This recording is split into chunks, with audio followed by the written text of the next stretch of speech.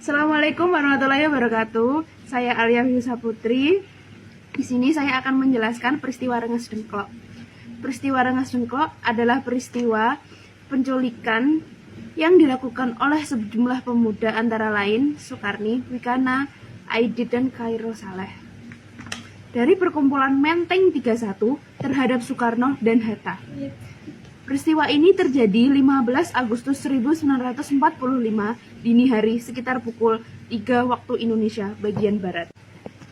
Peristiwa Rengas Dengklok merupakan aksi yang dilakukan oleh golongan muda pimpinan Khairul Saleh dengan menculik Soekarno dan Hatta sebelum proklamasi kemerdekaan dibacakan. Penculikan tersebut dimaksudkan untuk menjauhkan Soekarno dan Hatta dari pengaruh Jepang. Peristiwa Rengas Dengklok terjadi akibat adanya perbedaan antara golongan tua dan golongan muda dalam menyikapi kekalahan Jepang dalam Perang Dunia Kedua.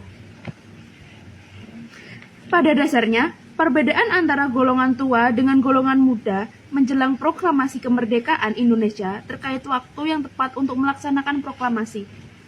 Jepang menyerah tanpa syarat kepada sekutu pada tanggal 14 Agustus 1945.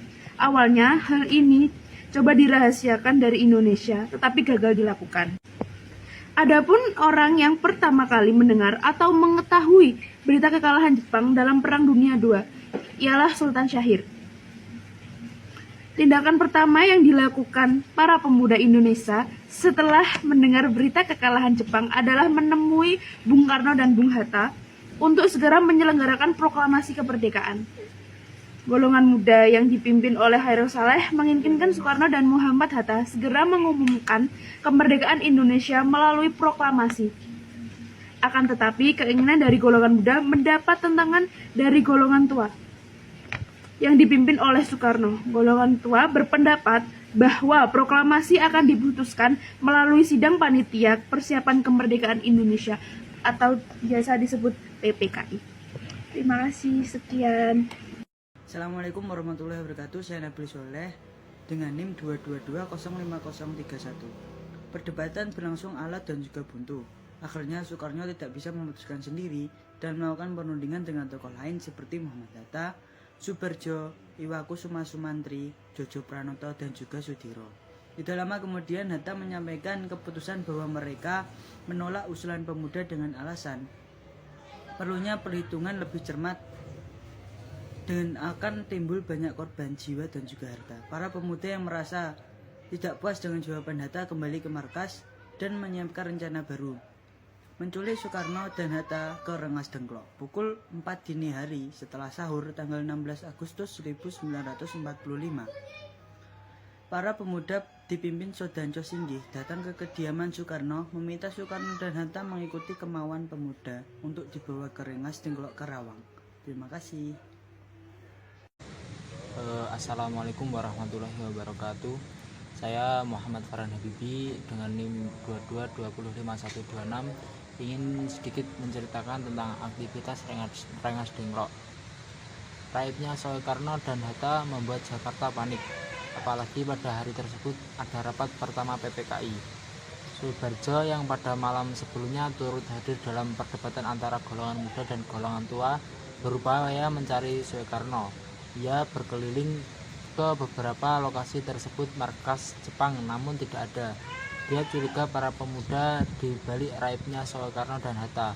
Segera ia menghubungi Wikana. Dari Wikana, Subarjo mendapat info bahwa Soekarno dan Hatta disekap di Rengas Dengklok. Pagi itu juga Subarjo menuju ke Rengas Dengklok. Pemuda bersikukuh tak mau melepaskan Soekarno dan Hatta kecuali ada jaminan kemerdekaan. Subarjo berkata, kalau proklamasi tidak dilakukan, saya bersedia ditembak mati. Sekian dari saya. Assalamualaikum warahmatullahi wabarakatuh. Persiapan sebelum proklamasi kemerdekaan. Persiapan yang dilakukan bangsa Indonesia sebelum proklamasi kemerdekaan yang pertama yaitu pembentukan BPUPKI. Pada tanggal 7 September 1944, Perdana Menteri Jepang Kunai Kikaiso memberikan janji kemerdekaan pada Indonesia apabila Jepang mencapai kemenangan pada Perang Asia Timur Raya. Dan janji itu telah diwujudkan Jepang dengan membentuk Badan Penyelidik Usaha Persiapan Kemerdekaan Indonesia (BPUPKI) atau Dokuritsu Junbiko Sakai.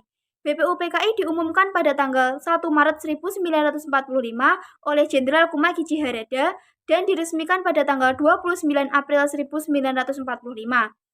Sidang pertama BPUPKI dilakukan pada tanggal 29 Mei 1945 dengan membahas rumusan dasar negara. Dan dilanjutkan sidang kedua pada tanggal 10-16 Juli 1945 dengan membahas rancangan Undang-Undang Dasar termasuk pembukaan dan batang tubuh. Yang kedua yaitu pembentukan PPKI. Panitia Persiapan Kemerdekaan Indonesia (PPKI) atau Doku Ritsuchun Biinkai diresmikan pada tanggal 9 Agustus 1945 oleh Jenderal Terauchi. Yang ketiga yaitu penyusunan naskah proklamasi. Naskah Proklamasi Kemerdekaan Indonesia disusun pada tanggal 16 Agustus 1945 sekembalinya Insinyur Soekarno dan Muhammad Hatta dari peristiwa Rengas Dengklok. Penyusunan naskah proklamasi dilakukan di Rumah Laksamana Maeda di Jalan Imam Bonjol nomor 1 Jakarta Pusat. Naskah proklamasi diketik oleh Sayuti Melik dan kemudian disebarluaskan kepada rakyat.